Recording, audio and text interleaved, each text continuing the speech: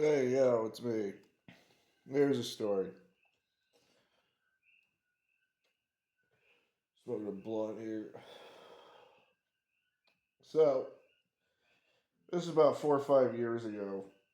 I was in Honolulu. I flew out for this big tournament, comedy tournament. And it was when our comedy scene was a lot smaller. Back then, God, Honolulu had I was probably growing by then. Now there's probably hundreds of comics over there. But back then, there were maybe only 50 or 60. The scene started with Honolulu, like literally with like 8 comics, like 12 years ago. Now there's literally hundreds. But back then, it was a big number of us. We're really were having to bust our asses all through the state to start rebuilding the entire scene in Hawaii. Hawaii had a huge scene back in the 70s and 80s. And for whatever reason, only a couple guys continue doing it to the next generation, at least new guys. So I went out for a tournament, and I think it was called the Iron Tournament. And like I said, there's probably 40 to 50 people, and I had a bunch of nights. And I got invited. I won. I got to the finals, which was like the last 7 or 8 of us. And in tournaments, you know, whoever brings the most people is gonna win. That's how comedy tournaments usually work. Even people, they try to make it fair, have judges, but judges are going to listen to the audience, and usually who's ever brought the most people is going to win. So, but just go to tournaments. No, it's for fun. You know, you're just going to get drunk and hang out with other comics and shit. But this tournament was for a grand. So I was trying not to get too drunk because I didn't want to, fuck it up. And I was staying with a friend of mine, Ginger Fresh. You guys can look him up. He's a great musician and singer. Him and his wife own a kava shop over there in Oahu. And this is before he met his wife. And he was a single dude. And he rented a room from this couple. I met them before I stayed. I don't remember their names, so I'm just going to make them a name. I'm going to Dan and his wife. And Dan and his wife used to live here on Big Island. So I had met them a couple times with Ginger Fresh. His real name's Jeremy Lyles, I believe. I always just know him as Ginger Fresh, what everyone calls him. But yeah, so he was a cool guy. So when I was going to Oahu for this tournament for the second time for the finals, Ginger wasn't going to be on island, and he said I could crash in his room that he rented on his bed, which is awesome for me. And Dan and his wife had met me before, so they knew I was cool, So I wasn't like a complete stranger. So it was cool, and I was gonna be the tournament. I went there, dropped off my stuff, caught a ride to the tournament, did the tournament, and got back at like 2 a.m. And I'd be catching a flight out in a day or two. They weren't gonna see me a whole lot. They're at work during the day. By the time they get home, I'm taking off to go do shows and shit, and then I come home at like midnight too. You know, but it was my first night there, and we did the tournament. And after the tournament, a comic gave me a ride home. And I wasn't drinking that much that night because I didn't want to get sloppy and fuck up my stand up. And like I said, it's for a grand. So I was really being cautious about, getting drunk. So I only had, a couple beers all night. My comic friend drops me off at Ginger Fresh's place. And, he says bye, he drives off. And I start feeling drunk, man. Like drunker than I should have been. But sometimes that happens, when you're doing stand up. Well, I think anytime you stay up late, because sometimes I'll be up at night and I'm like, oh my God, I'm so drunk. And then I realize I haven't had anything to drink that night. I'm just feeling silly because it's like 3 in the morning and I'm just tired, I'm exhausted. So I just thought, I guess I'm just really tired, way tired, more tired than I thought. And I couldn't find my key, the key that Ginger left me. And I didn't want to wake up Dan and his wife, just because my dumbass forgot a key. Because it was like, 1, midnight, it might have been 2 in the morning. And I knew they had to wake up like 6 in the morning. So I was like, I didn't want to wake them up. Be like, I'm an idiot. And I was like, dude, if I can't find this key, I'm literally just going to sleep out here until they wake up, dude, because I can't, like, wake them up. They're letting me crash here, and I can't be like, oh, yeah, I got to wake up in 3 hours. I'm a fucking dumb stoner that forgot the key. So it's just this back, like, screen door thing, and it's the little jam, where you turn the doorknob to turn the, whatever the fucking thing, the thing sticks in the side of the door. It was huge, man, and I could see it, and I could pick it real easy with a credit card. And I didn't have a good enough, strong enough credit card in my in my wallet. So I saw this old weed eater. This is when my thinking process kind of was weird with the tiredness. I saw this old weed eater head, and I took a spring out of it and bent it so that I could open up the screen door, and it worked. It took me like 30 minutes or 40 minutes to do this, but like I was like determined I wasn't gonna like wake them up because of my negligence. So I get in the place and I go to bed. I'm exhausted. I go to bed. While I'm sleeping, I start having this nightmare. And in this nightmare, there's this guy just screaming, "You gotta go. You gotta go. I'm calling the cops. You gotta go. You gotta go. I'm calling the cops. I'm calling the cops." And I hear banging. And this banging is getting really, really loud. And the banging wakes me up. I hear it in my dream, but then it wakes me up. And I wake up and I'm standing in Ginger Fresh's room, and the lights are on in this room, and what wakes me up is me punching the shit out of this closet door. I'm standing in a closet and I'm punching the shit out of a fucking door. This is what wakes me up, is me punching this door. So I'm like, what the fuck is going on? Now I really feel weird. I'm like, feel like I'm completely shit-faced, like I'm falling over and shit. I'm like, what is going on? When I wake up, I realize I really gotta piss. I really don't know what's going on, but I do know I wake up and I'm punching the shit out of a closet door and the lights are on. But I'm like, I gotta piss. So I go to a bathroom in this house and I take a piss. And I come back to Ginger Fresh's room. And the house is dead quiet. When I woke up, I didn't hear anything.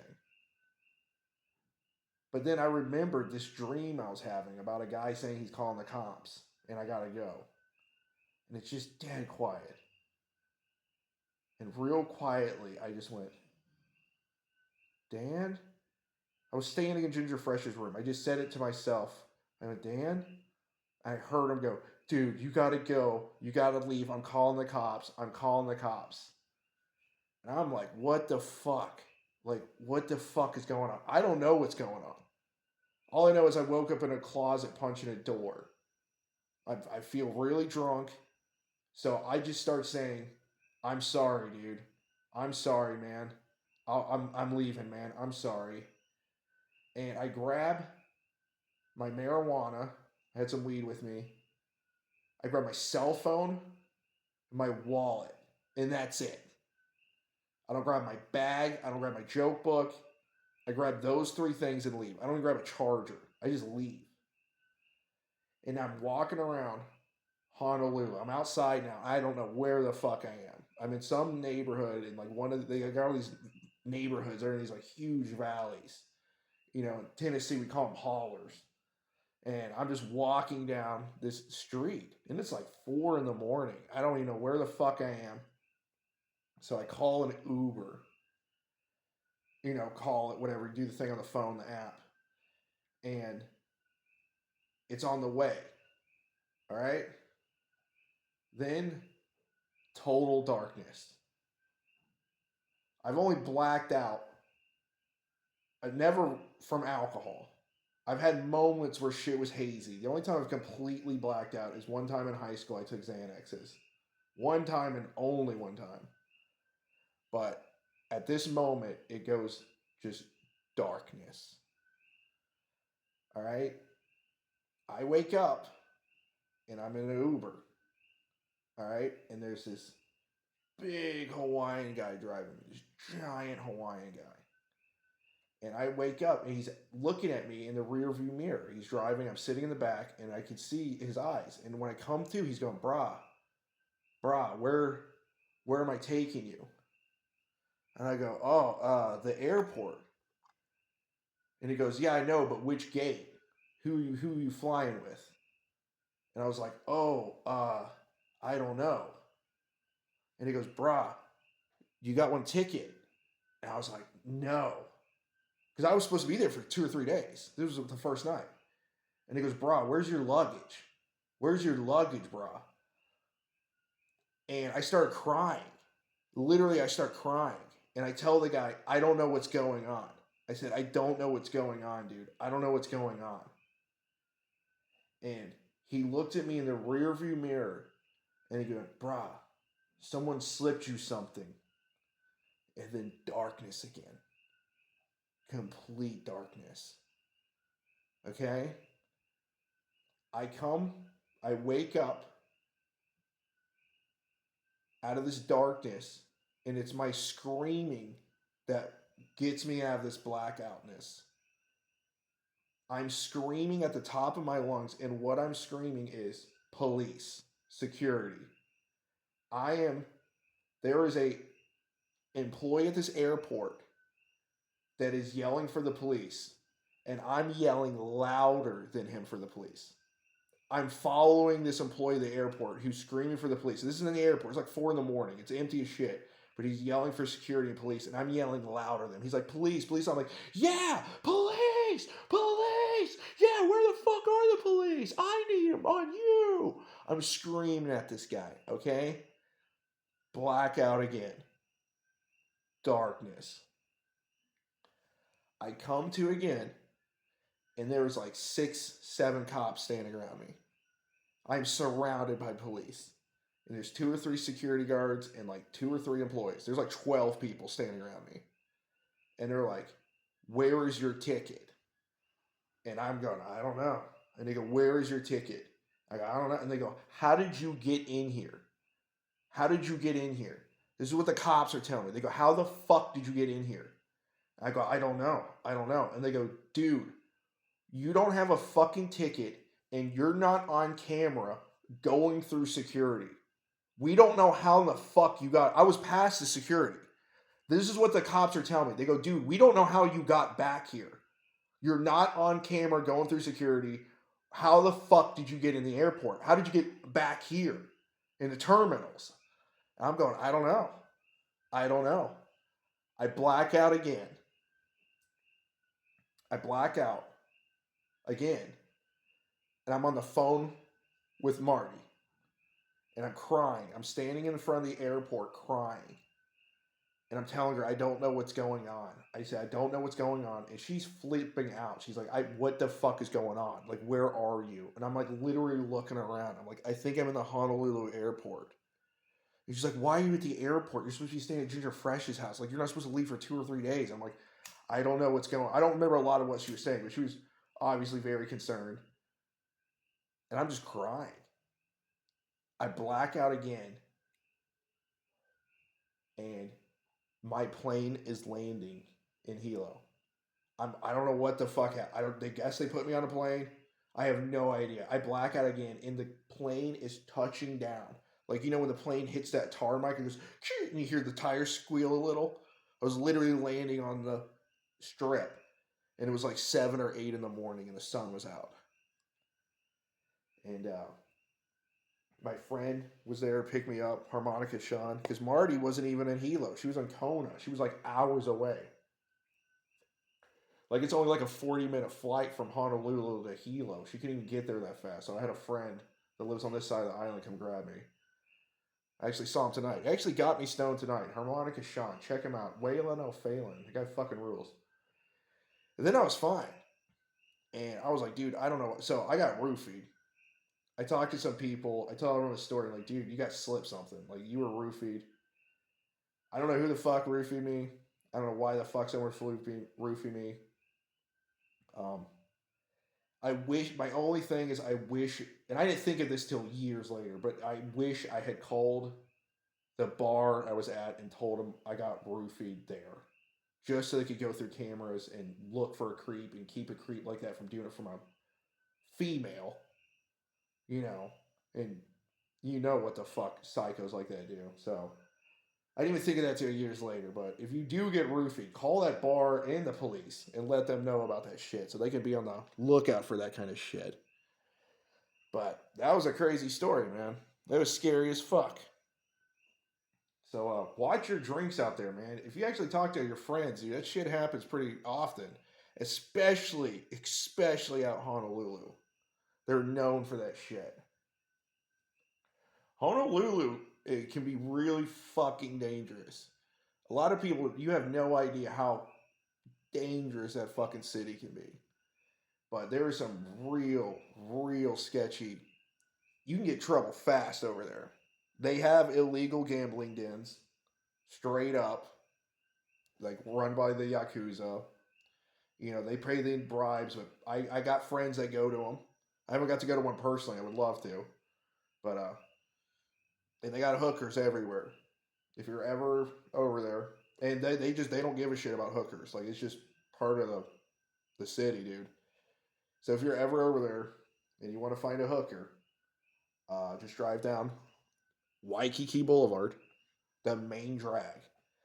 And the way you know the hookers is they wear clear high heels.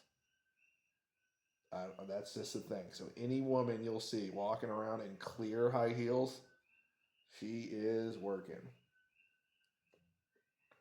But just be careful.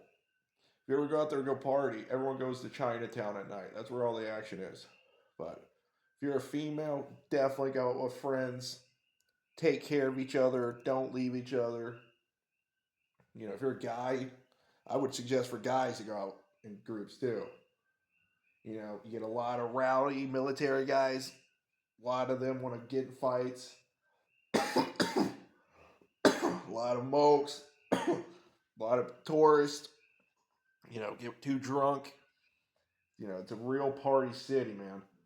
Like Vegas or New Orleans, man. People go there and they're there to get fucked up and party, man.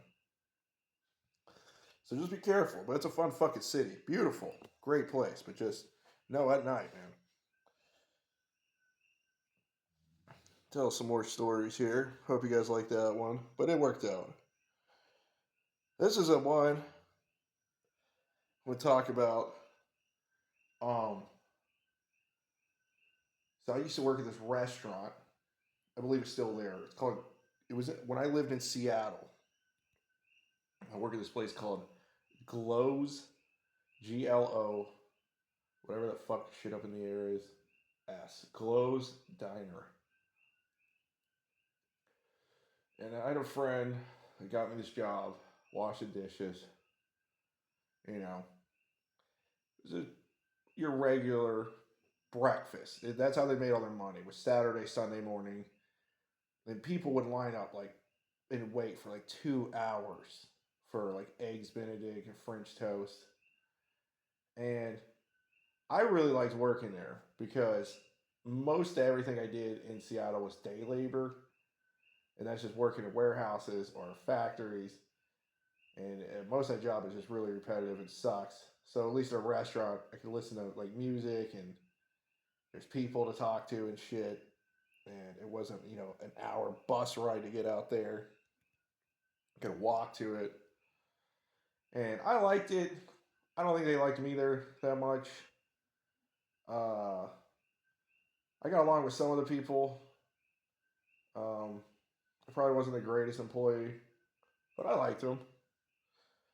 And I think one of the reasons that they did not like me, and I don't blame them for this. I don't blame them for this at all. But I swear to God, everything I'm about to tell is 100% true. But I think this is one of the reasons they didn't like me. Um, when I moved to Seattle, I gotta tell the story to tell the story about the clothes. I moved to Seattle, and my name is Brian Rupp. My last name is Rupp, Rupp. Right? Not a very common last name. I personally have never met someone with the same last name as me, but not a very common last name. So I used to live this hotel called Marvin Gardens on Third and Bell, and Seattle's a cool city, a lot of graffiti and shit. And one day, I'm waiting at this bus stop that I always used to wait at, and I look up on the back of the bus sign. They put up that little metal sign. It's like, and it tells you that this is a bus stop, and it'll be like 18, 15. It tells you like the number of the buses that go by there. The 18, the 15, and the 12 stop here. And on the back of it, on the metal where it's blank, you people graffiti that a lot with stickers and shit. I noticed a graffiti tag, whatever you want to call it, and it said Rupp. It said RUPP. I didn't write it, right? But that was the tag. And it wasn't a very good tag. It was just RUPP, and they kind of zigzagged the lines. The line would just be zigzagged, and then they'd put a little circle at the ends of the letter. Not a very creative tag, but you could definitely read it. It just said RUPP. Okay. So I'd walk around Seattle. This went on for, I noticed that. And then over the year, I was, after 2 or 3 years of living there, once in a while, I would notice this Rupp tag. And it was always the same, that little zigzag with these little circles on the end. Okay, cool. I pointed out to a couple of people. I was like, look, there's a Rupp. They're like, did you do that? I was like, no, no, no, no. But I don't know. It's funny, right? All right. I'm at work one day. Tell that whole story, tell this story. I'm working at the restaurant, right? And I go to the restroom. We had one little restroom, right? And I'm washing my hands because I'm a good guy. And I look up on the mirror, and that dude that did the Rupp tag did the Rupp, his Rupp tag on the mirror at work where I worked. Where I work, this graffiti is on the mirror that says RUPP. Now, he didn't write it in marker. This motherfucker etched it into the mirror with some sort of tool. This shit was carved into the mirror. I see this and I'm like, shit. They're going to think my dumbass did it. Like, of course they're going to think I fucking did this.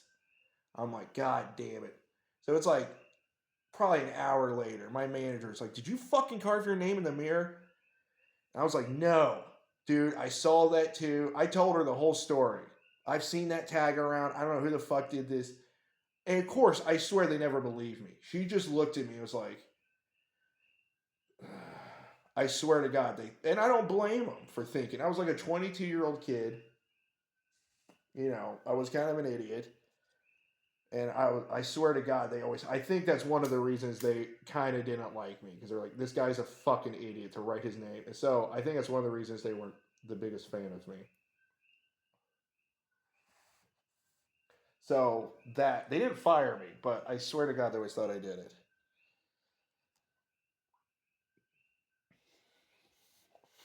And I was telling you how good it was. People wait there for like 2 hours just to get the food. And we had this picture, a Polaroid of this guy, just this like white dude that was like in his 20s, that was right by the cash register. And when I started working, they were like, see this guy? And I was like, yeah. And like, this guy, anytime he comes up, he gets seated first. His name goes to the front of the list anytime he comes in here. I was like, really? And you're like, yeah, he'll come in and he'll point to that picture, and you always got to seat him next. And people are going to bitch and moan, but this is the story.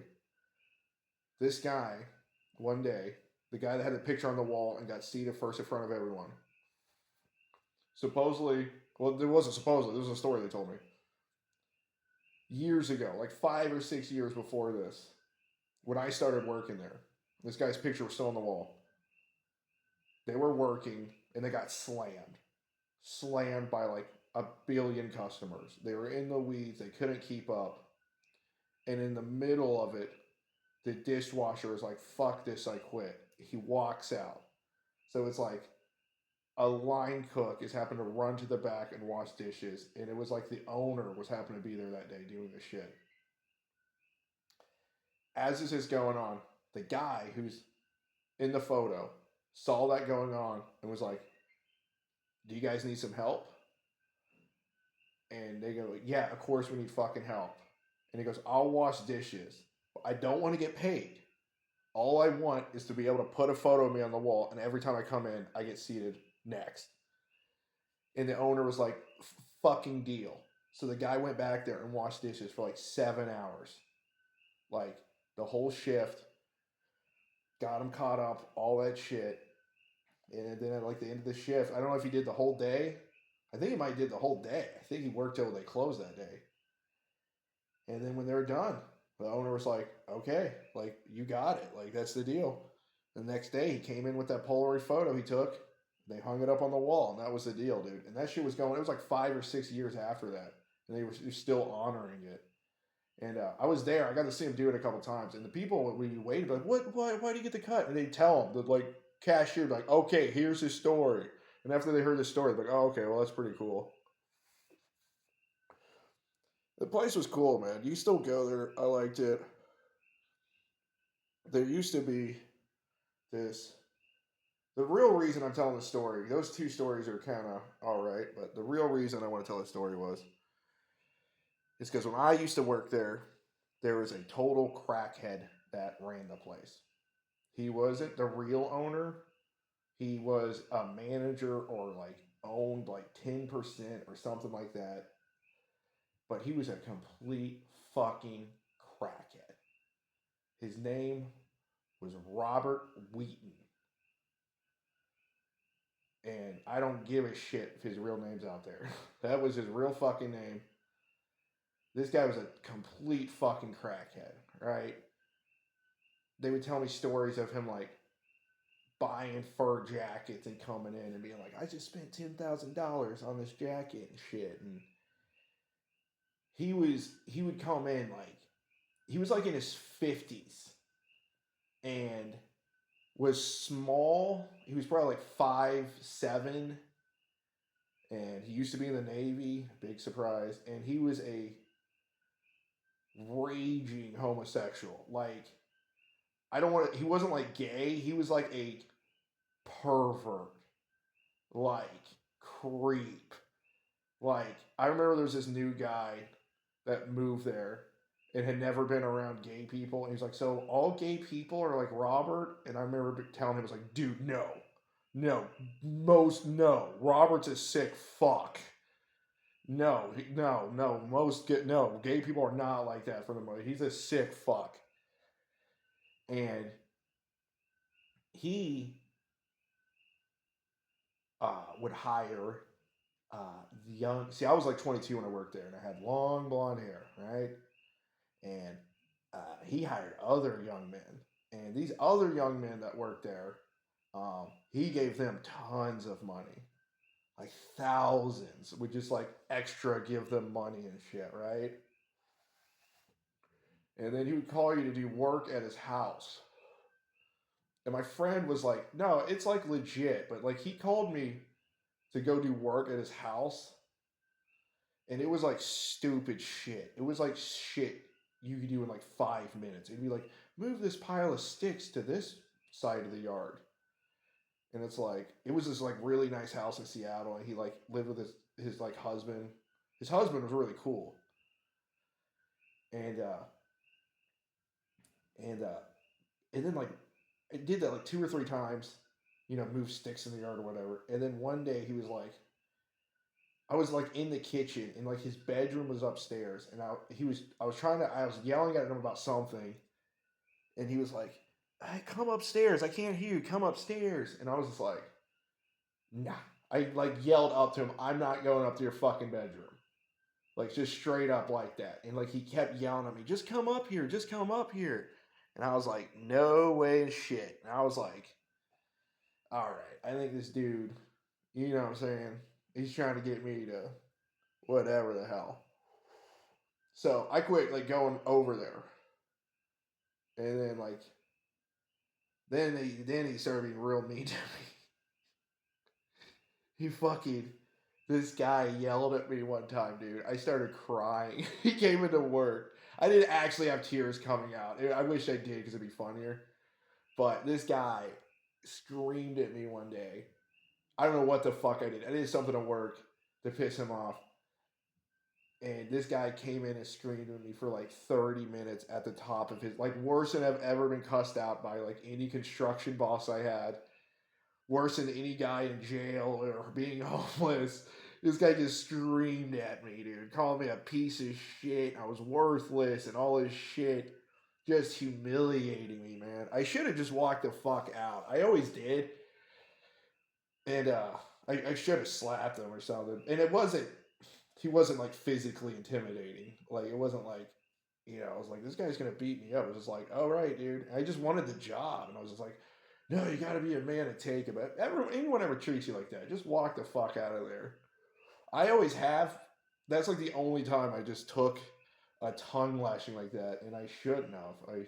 But that's another reason I'm telling the story. I don't like the guy. Ever since after that, and it wasn't until years later. I was like, why do you hate me so? And then like it was like, oh, because he's a sick gay man, and I wouldn't, do sick gay things with him. Um, so but he was crazy, man.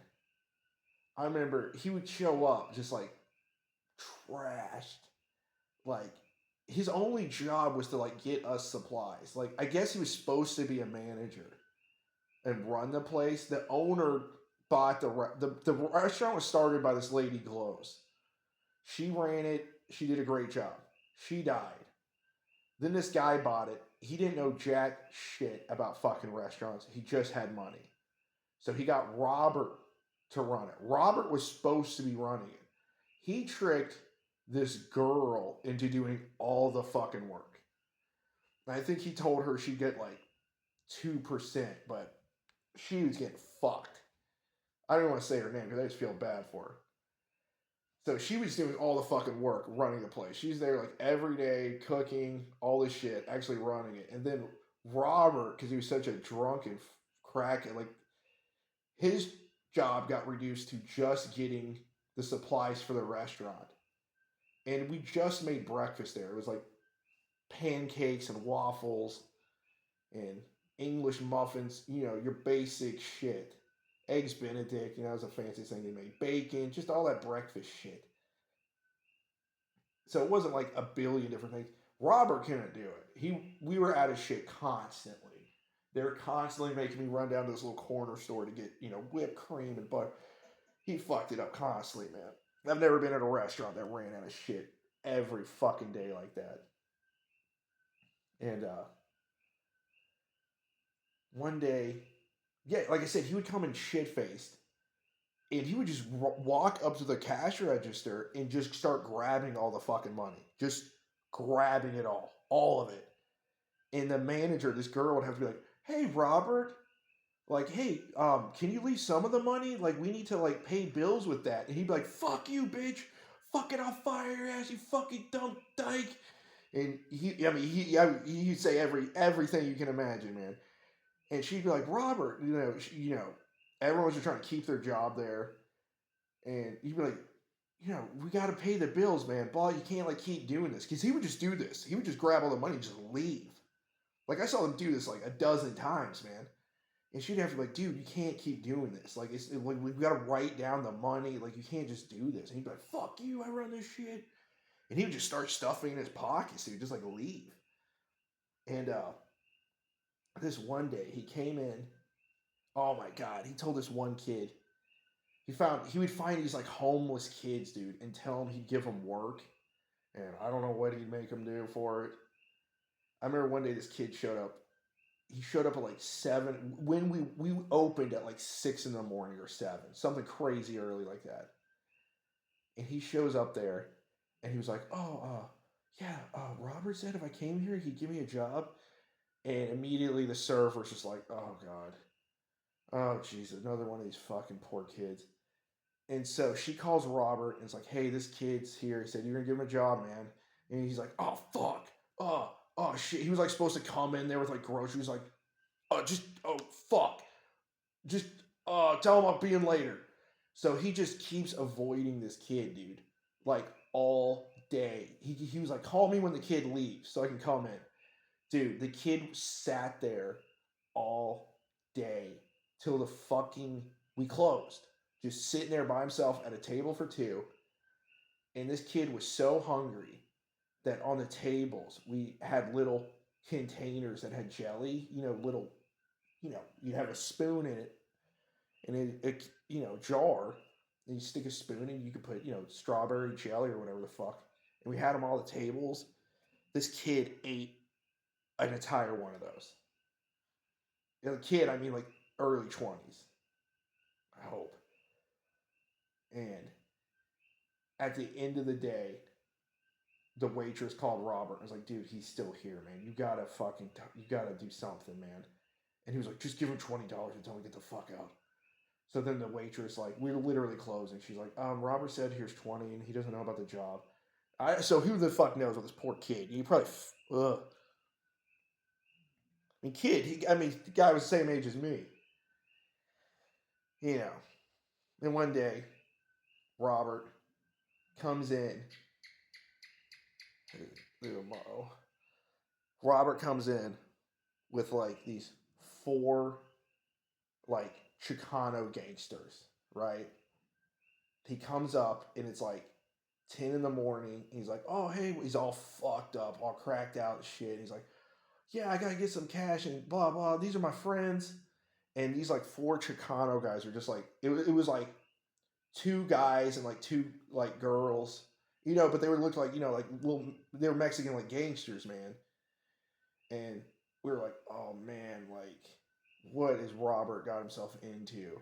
So he like keeps coming back to the restaurant, all getting money. He does it like 3 times. He starts at like 10, he comes back at like noon, then back at like 2, and he's like, yeah, we're gonna go eat, we're gonna go blah blah. I'm taking my friends around, blah blah. I'm showing them around, blah blah. You guys like smoking? We're gonna go smoke with them. So we're just like, okay, Robert's all fucked up and these people are taking advantage of him. He's all fucked up, so they're fucking hey, because he's all fucked up. They're just using all his money for drugs and shit. This the kind of shit he would do. So after like the third time, the manager is like, "You guys got to go talk to those like Chicano guys. Like we're trying to separate Robert from them. Like the waitresses were going to try to talk to Robert, and they wanted us to go like talk to these Chicano guys." So it's like, fuck. But this is kind of shit we had to do with Robert all the time. So like me and this other guy that I worked with go out there and we're just like, oh, hey guys, what's up? Trying to be friendly about it, And we go up to him and we're like, hey, you guys like friends of Robert or, what's going on? And this Chicano guy, he's like 6'4", dude. He like looks at us and he's like, he like starts crying. He's like, lip starts quivering. He's like, dude. And we're like, what the fuck's going on? And he starts like literally like crying. He's like, dude, I just want to go to the mechanic shop. This guy Robert's freaking us the fuck out. We start talking. These are not, they're not gangsters. All right. We start talking to them. They are Americans, raised there in Seattle, but they look, they're Mexican. They're not gangster at all. They're high schoolers. This kid is just 6'4", but he's literally 16 years old. He's with his friends. They're all 16 years old. He's scared to death and he just wants to go home. He tells us that morning he's seen Robert, his neighbor, right? I found out Robert, that guy, his husband, the cool guy, he's like, I was like, oh yeah, you and Robert, how long have you been married? He's like, we're married. He's like, Robert, we're not fucking married. I was like, you're not? He's like, no, he rents a room from me. I was like, he's like, fuck no. He's like, we never even fucked. Are you insane? I was like, oh, but he's like, he doesn't own this fucking house. It's all my house. This is what I find out from the guy that Robert lives with. I'm like, holy shit, dude, he doesn't even fucking own this house. So the Mexican kid, he tells me he had a car and something fucked up on it, so he took it to a mechanic. It got fixed, and the mechanic called him and was like, hey, your car's fixed. You can come pick it up. So he's like, great. But he didn't have a ride, right? He sees Robert. He's only seen Robert. He's his neighbor. His parents. He lives with his parents. He's a high schooler in this really nice neighborhood in fucking Seattle. And he sees Robert, and like he said, he just said hi to this guy, as a kid, getting the mail and shit. And he goes, oh, hey. And he goes, man, can you give me a ride to the mechanic shop? My car, it's like 5 minutes down the road. And Robert's like, sure, hop in. So this Mexican kid and his like friends get in Robert's car. It's 5 minutes down the road. And Robert goes, yeah, I'll take you there, but I got to make a stop real fast. And they're like, okay. Dude, this kid tells us Robert takes him to like a crack house. He's smoking crack in front of them, smoking crack in the car while they're driving. This kid, I don't even think smokes weed. And he's smoking crack, driving down the road, drinking, taking him like he said there'd been like 4 different drug dealers that day. Every time they got more money, he was getting more drugs, and he was just getting crazier and crazier, and he just wanted to go home and could sum up and give him a ride to the mechanic and all this and we're like, holy shit, dude. Oh my god, we just feel so bad for the kid. We tell the server what's going on, one of the servers, and she's like, oh my, I'll give him a ride. Jesus Christ. We're like, yeah, we'll just, Robert's so fucked up. We're just in the restaurant now. We're like, dude, you can't, these are kids, dude. What the fuck? He kept calling them his little Mexican brown babies. He's like, my brown babies. These are my brown babies. I gotta take care of my brown babies. And we're like, oh my god, dude, what the fuck? So Megan, um, that was her name. She was super sweet. She gave them a ride home.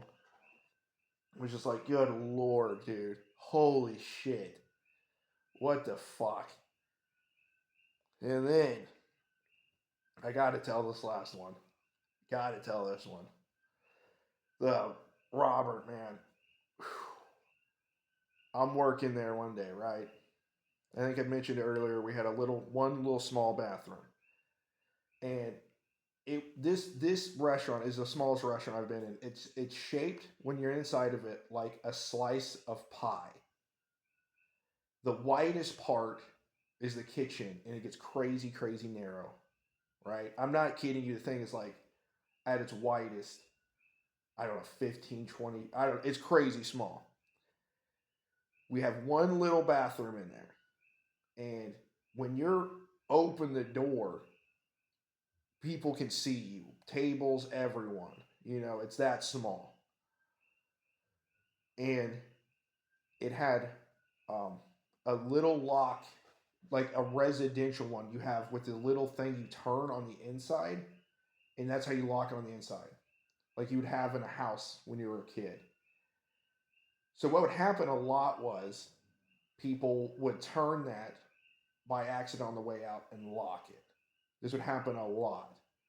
So someone would come up and knock on the door and be like, hi, I think, sorry to bother you, but the bathroom's locked and I keep knocking on it. And I think they locked it by accident because I've been knocking on it for like 20 minutes and no one's, answered. So standard protocol is like, okay, we'll take care of this. We didn't have a key. We'd have to pick it. We literally have to take like a credit card and like pick it. So usually the dishwasher, me or whoever, one of the guys, we would go over, knock on the door. Hey, anyone in there? Anyone in there? All right, no one in there. And then we'd open the door, customer go in there. So this day, that happens. Customer comes over. Hey, bathroom, bam, bam. Okay, we go. So me and another guy that worked there, we go and knock on the door, right, on the bathroom. Hey, anyone in there? No answer. Another big knock. Nothing. The whole bathroom is like 3 by 3 feet, all right? So we pick the lock and open it. And then, right there, as soon as we open the door, this giant cloud of crack smoke comes out, just billowing out, right? People are eating their pancakes. They look over into the bathroom, and right there's a toilet, and there's a homeless guy sitting there on the toilet holding a crack pipe, smoking it. He's inhaling crack smoke, exhaling it. He's sitting on the toilet, smoking crack, and Robert is on his hands and knees sucking this homeless guy's dick. I'm not shitting you, dude. I saw this. The guy I was working with saw this. Half the restaurant saw this. I'm not, and of course, we grimace. We're like, oh, what the fuck? We turn our backs. Dude, I'll never forget. This lady was eating pancakes. She saw it. She starts retching. She starts going, ugh, ugh, ugh, ugh. She starts dry heaving, throwing up her pancakes on the fucking plate. And Robert just gets up and runs out. And this homeless guy is just left there. His dick's out and on a toilet. He jumps up. He's trying to pull up his pants. He's juggling this crack pipe around his hand, and they both just take up out of there. And the customer was like, "Do you want us to call the police? Like, there's a fucking crazy man sucking that homeless man's dick." And we're like, "Yeah." And then, like, someone else was like, "Well, he's actually," we're like, "No, no, no, no. Yes, that's just a random homeless man. Those are just two. This was what we would have to do when Robert pulled his shit. We didn't tell people, oh, this is the fucking owner. This guy's back here making your fucking food sometimes." When he would come in all drunk like this, we'd always act like he was just this customer. He'd be grabbing cash at the register. People were like, "Do you want us to call that customer?" Like, "No, it's cool. It's cool." You know. But yeah, we weren't going to tell him, that's your fucking owner, dude. That guy was literally making your food like 30 minutes ago. And yes, ugh. Anyways, he does not work there. He has not worked there in fucking years. The place is still there. I went in there, fucking high as fuck on coke. I stayed up all night one night, and I was like, I'm gonna go to close. It was like 7 a.m. and I hadn't worked there for like a couple years. And I went in there, and there's an old dude I used to work with there, and a brand new server, and I was all high as fucking coke, and I was the only one in there. It was like a Monday, and I told her every single one of these stories, and she's like, "What the fuck?" I was like, "Right there in that bathroom, he sucked a dick, all his cracks out."